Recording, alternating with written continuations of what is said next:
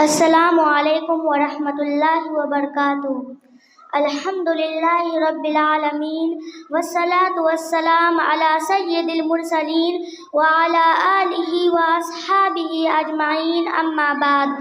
قال اللہ تعالی اعوذ باللہ من الشیطان الرجیم، بسم اللہ الرحمن الرحیم۔ وقال ربکم ادعونی استجب لکم ان الذین یستکبرون عن عبادتی سیدخلون جہنم داخرین۔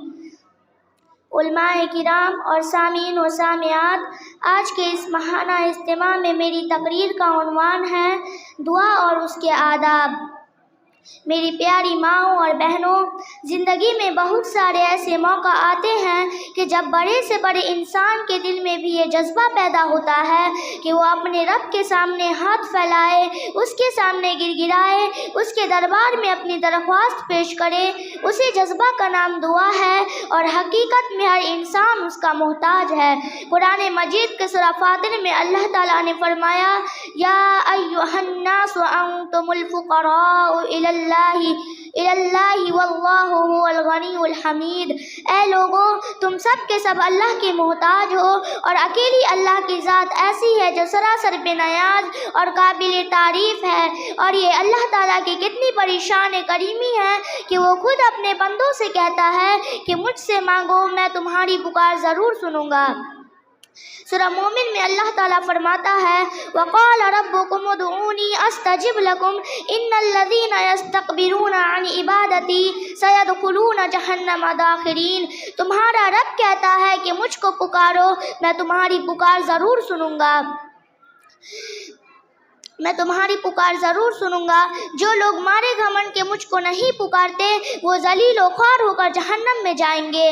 مگر میرے عزیز بھائیوں اور بہنوں، اللہ تعالیٰ سے دعا کے کچھ آداب اور شرائط بھی قرآن و حدیث میں بیان کیے گئے ہیں، ان کی رعایت بھی بے حد ضروری ہے۔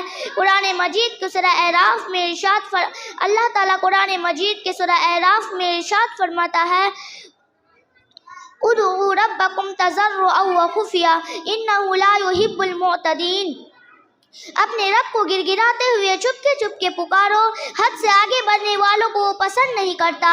اس آیت کریمہ سے معلوم ہوا کہ دعا میں تضرع ہونا چاہیے، یعنی اللہ کے سامنے گر گراتے ہوئے، روتے ہوئے، اپنے گناہوں پر پشیمان ہوتے ہوئے اسے پکارنا چاہیے۔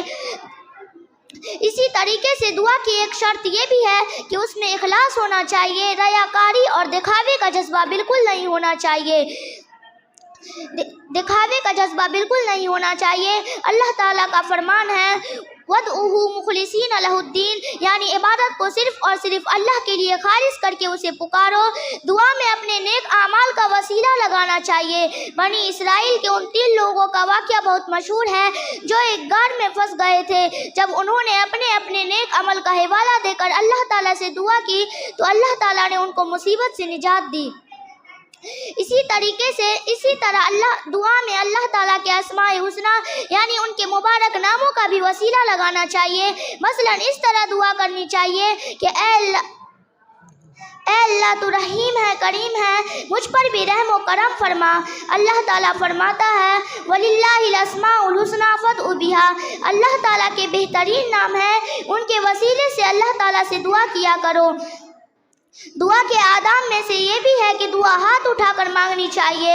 اللہ کے رسول صلی اللہ علیہ وسلم فرماتے ہیں کہ بے شک تمہارا رب بڑا حیادار اور کریم ہے۔ جب کوئی بندہ اس کے سامنے ہاتھ پھیلا کر اس سے دعا کرتا ہے تو اس کو حیا آتی ہے کہ وہ اپنے بندے کو خالی ہاتھ لوٹائے۔ اس لیے میرے پیارے بھائیوں اور بہنوں، اللہ تعالیٰ سے خوب دعائیں کیجیے، اس کی رحمت سے کبھی مایوس ہونے کی کوشش مت کیجیے۔ دعا کبھی بیکار نہیں جاتی۔ ترمذی شریف کے ایک حدیث میں اللہ کے رسول صلی اللہ علیہ وسلم فرماتے ہیں کہ جب مسلمان بندہ اپنے رب سے دعا کرتا ہے تو اس کو حیا آتی ہے کہ وہ اپنے بندے کو خالی ہاتھ لوٹائے۔ جب مسلمان بندہ اپنے رب سے دعا کرتا ہے تو یا تو اللہ تعالیٰ اس کی مانگی ہوئی چیز اس کو دے دیتا ہے، یا اس دعا کی وجہ سے کوئی آنے والی مصیبت پھیر دیتا ہے، یا وہ دعا اس کے لیے توشہ آخرت بن جاتی ہے۔ اللہ تعالیٰ ہمیں خلوص قلب کے ساتھ دعائیں کرنے کی توفیق عطا فرمائے، آمین۔ وآخر دعوانا الحمد للہ رب العالمین، والسلام علیکم۔